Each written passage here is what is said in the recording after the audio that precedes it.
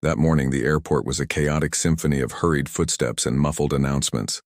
Among the crowd was Ryan, a sharp young businessman on his way to New York. This meeting could make his career, and his first-class ticket was meant to ensure he arrived rested and ready. Everything was routine until he noticed the old man in line ahead of him. The man stood tall, despite the weight of his years, wearing a faded military jacket. The medals pinned to his chest, however, shone with undiminished pride. He held his boarding pass in a wrinkled, steady hand, carrying an air of quiet dignity. You could just tell he'd seen things most of us could only imagine. The line crawled forward. People around them were lost in their phones, some grumbling about the wait. Ryan saw the veteran struggle slightly with his bag, but no one moved to help. When the veteran finally reached the gate, the agent's expression soured. "I'm so sorry, sir," she said gently, "but we're overbooked. Your seat has been changed. You'll be further back." The old man just nodded. "That's all right," he replied softly. "Wherever you put me is fine." But Ryan saw the look on the agent's face. It wasn't fine. This man, a hero, was being quietly pushed aside. Ryan glanced at his own ticket, first class, seat 2A. He'd paid for the comfort, the space, the peace. But watching the veteran step back, something twisted in his gut. He thought about the sacrifices this man must have made. The cold nights, the years away from home, the comrades lost, and now he couldn't even get the seat he'd paid for. Without a second thought, Ryan stepped forward. "Excuse me," he said to the agent. "Can you give him my seat instead?" She stared, momentarily stunned. "Sir, your seat is in first class. Are you sure?" Ryan offered a small smile. "I'm positive. He deserves it far more than I do." The veteran turned, his eyes wide with surprise. "Son, you don't have to do that," he said, his voice raspy but kind. But Ryan was firm. "You've done more for all of us than we can ever repay," he said quietly. "It's the very least I can do." A hush fell over the boarding area. The people who had been complaining were now watching, a few looking emotional. The veteran's eyes glistened. "Thank you," he whispered, his voice thick with emotion. "You don't know what this means to me." The agent quickly made the swap, and as Ryan and the veteran walked towards the plane, whispers followed them. "Did you see that? He gave up first class." Ryan didn't do it for the attention. It just felt like the right thing to do. On the plane, the veteran paused at his new seat and shook Ryan's hand one last time. "You remind me of the kind of man we fought for," he said. "That kindness, it's what keeps the world going." Ryan found his new seat in the back, cramped between a young mother and a student. It wasn't comfortable, but as he looked up the aisle and saw the old man settling into first class, a sense of deep peace washed over him. Later, a flight attendant leaned in. "That was a beautiful thing you did," she said quietly. "Not many people would do that." As the plane climbed into the endless blue sky, Ryan thought about how a single, small choice could mean so much. He didn't know the veteran's name or his story, but he knew he'd done the right thing. What he didn't know yet was that this simple act of kindness was about to change his own life in a way he could never have imagined. As the flight climbed through the clouds, the world below turning into a distant map, Ryan leaned back in his narrow seat. It was a tight squeeze back here in economy, but he didn't mind. He occasionally glanced toward the front, hoping the old veteran was comfortable. He imagined him sipping a warm coffee, maybe even smiling for the first time in a while. The flight attendants were already whispering. He gave up his first-class seat for that old soldier. One of them, Elena, said quietly to her colleagues, "People like him make me believe in kindness again." The story rippled through the cabin like a gentle wave. Passengers started smiling at Ryan, some offering a silent, respectful nod. He hadn't asked for any attention, but it filled him with a strange mix of pride and humility. Halfway through the flight, Elena appeared with a tray of snacks. "This isn't first-class service," she said with a warm smile, "but it's on the house." Ryan laughed softly. "You really didn't have to," he said. "Oh, I did," she replied. "You reminded everyone here what it means to be decent." Her words warmed him more than any praise. To him, it was simple. A man had served his country, and giving up a seat was the least he could do. The hours passed peacefully until the captain's voice crackled over the intercom. "Ladies and gentlemen, this is your captain. We have a special announcement. We'd like to thank a passenger in economy class who traded his first-class seat for a veteran earlier today. Sir, wherever you are, you've made our crew proud." The entire plane erupted in applause. People who had been silent before now joined in. Ryan felt his face flush, but he couldn't help smiling.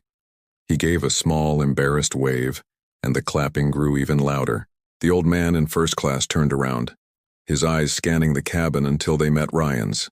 He lifted his hand in a small, crisp salute. Ryan's throat tightened as he nodded back. The cabin quieted down, but the atmosphere had changed. Strangers started chatting, sharing smiles and snacks. One small act of kindness had touched everyone. As the plane began its descent into New York, Ryan looked out the window, lost in thought. He wasn't rich or famous, but at that moment he felt he had done something that truly mattered.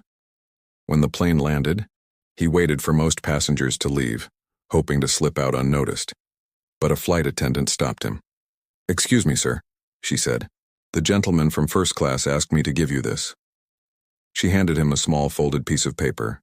He opened it. The shaky handwriting read, "Young man, what you did today reminded me what I fought for. If you're ever looking for work or direction, call me. James Harlow."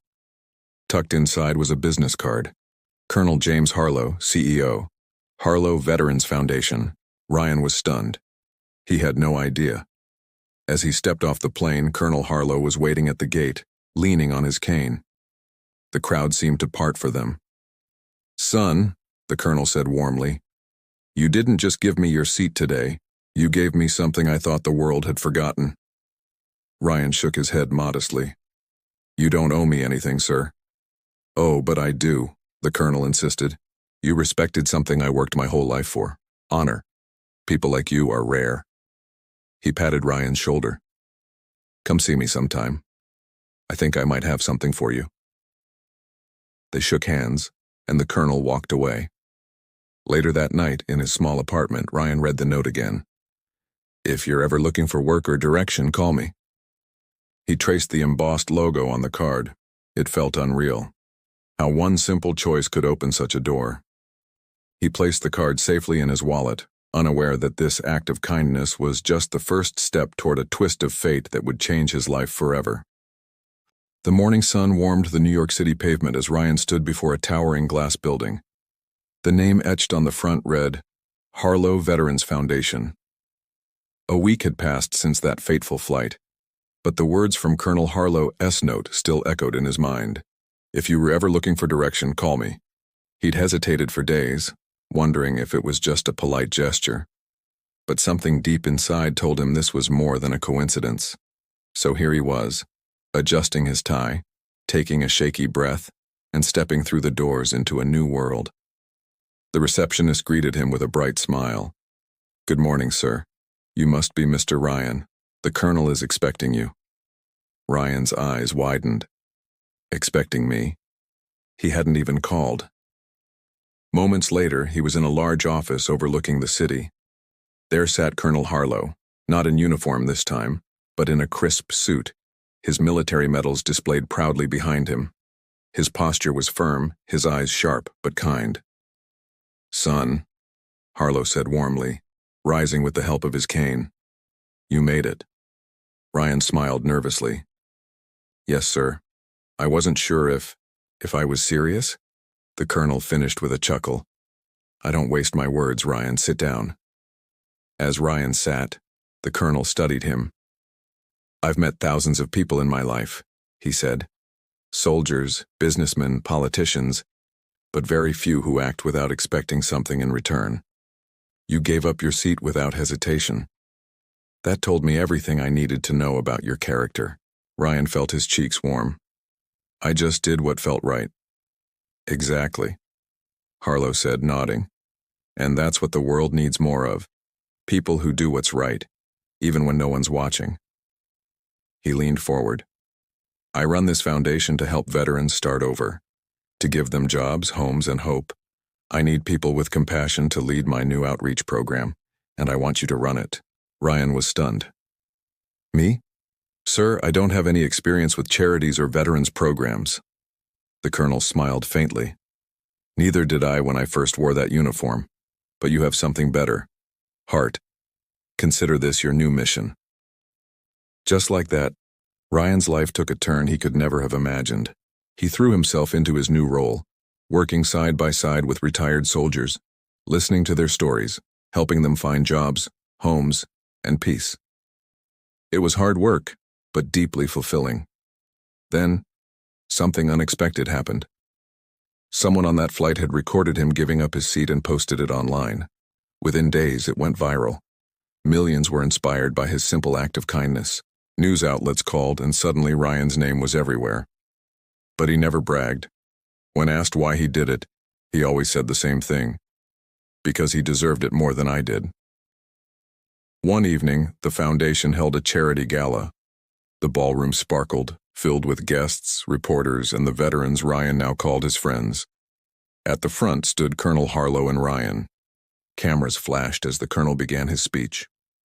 "Many of you have heard about a young man who traded his first-class seat for a stranger," Harlow said.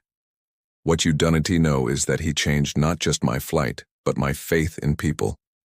He reminded me what I fought for: decency, respect, and humanity."